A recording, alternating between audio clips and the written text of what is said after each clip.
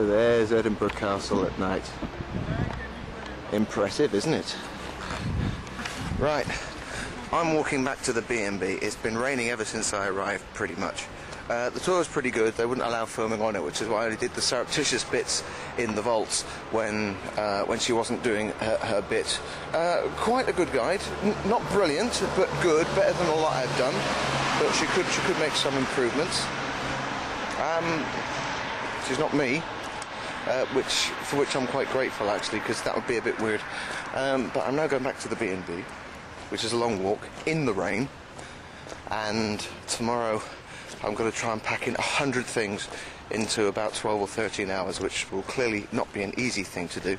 But I'm amazing. I'm in Edinburgh, bustling city. I'm right underneath the castle, and apart from a group of French tourists behind me, it's completely deserted. It's really weird. Maybe it's the rain. Maybe Scottish people melt in the rain. I think that's quite possible. And so, another day in Edinburgh. Slept all right. Wasn't too warm, but it's not raining at the moment. It's going to rain later on. There's some big memorial thing.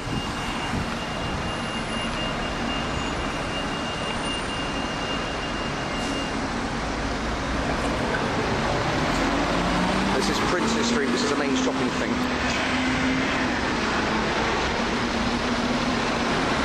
That's a bus, and there's another one. Just one of the hundreds of closes around Edinburgh.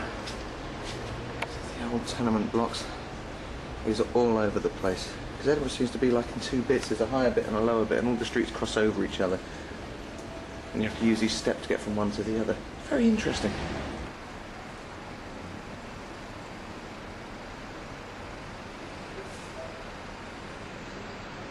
Ah, well, there's no filming in there. Which is a shame, because it's very extensive. Good tour, lasted an hour, shown masses of places. It's a huge, extensive site underneath there. No photography whatsoever, because it's a official building. But they didn't stop me taking probably about 10 with my camera when everybody had left the room very quickly and surreptitiously. So we'll have to see what turns out on those. They might all be crap. Anyway, I have still got over 2 hours before I've got to meet Alan yet and go down to Rosslyn Chapel. Oh, interesting view over here. Have a look at this.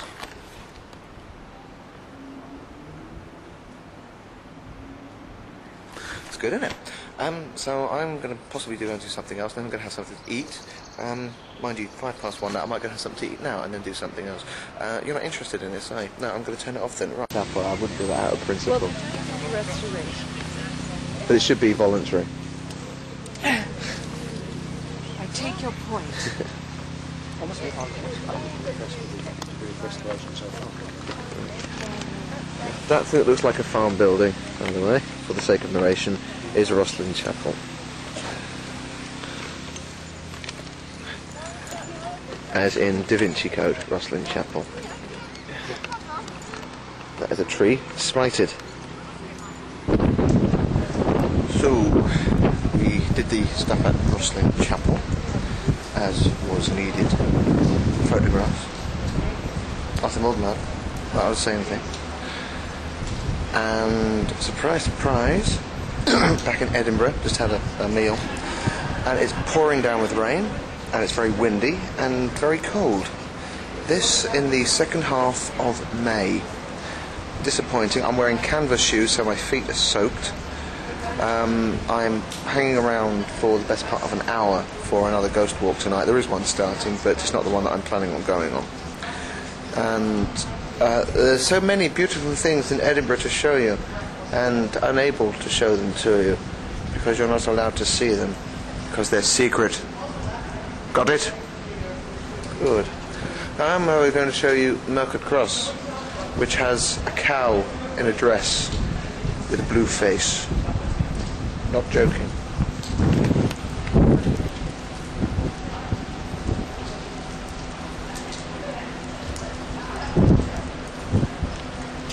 And the day I leave, doing virtually nothing today. But this is the B&B where I was staying. It was okay. And the sun is finally out. Won't last. As soon as I start walking, it's going to start pissing down again. And something I planned to do when I came to Edinburgh. I'm here at Greyfriars Church. and the grave of a certain doggy.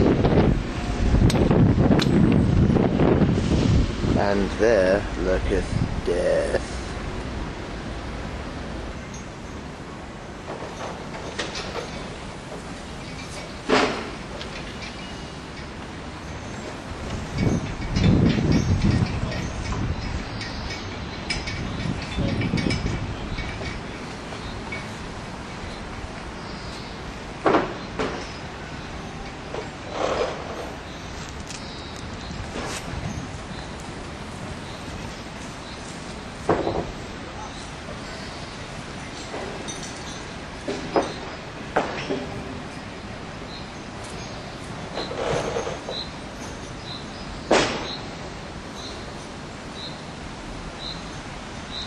Who would have thought the godfather of funk had been dead since 1868?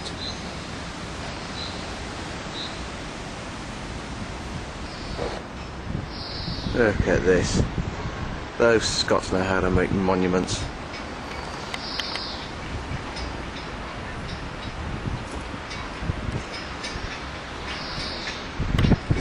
It's a fireplace.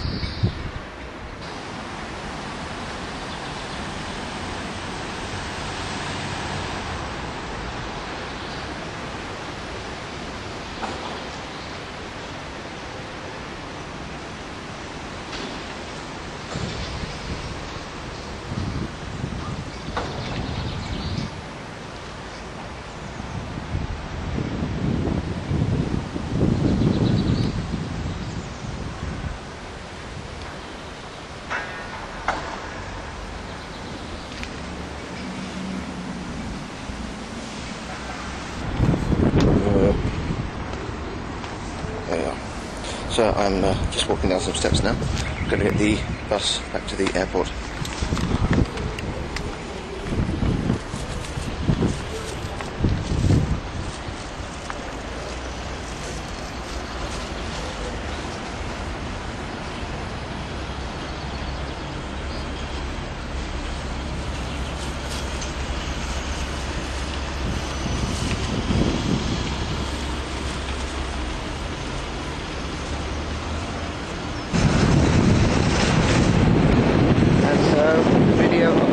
Reaches its tragic conclusion with the death by chewing gum of Patty Boulay.